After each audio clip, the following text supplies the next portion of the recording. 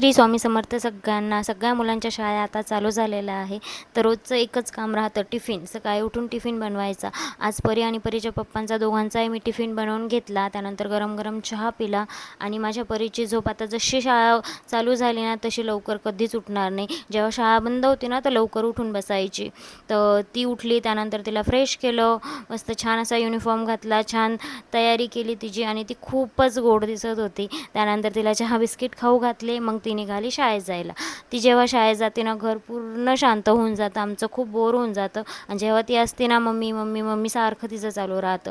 ती म्हणत होती मम्मी तू पण चल ना गं शाळेत सोडवायला. मी म्हटलं नाही आज मी नाही येत, काकांसोबत जा. मग ती गेली आज काकांसोबत शाळेमध्ये. ती गेली का पूर्ण घर खाली होऊन गेलं. ती गेल्यानंतर मी माझ्या घरातली सगळे कामं आवरून घेतली, कपडे भांडे स्वयंपाक वगैरे सगळं झालं. आज होता सोमवार, तर फक्त साबुदाण्याची खिचडी बनवली होती.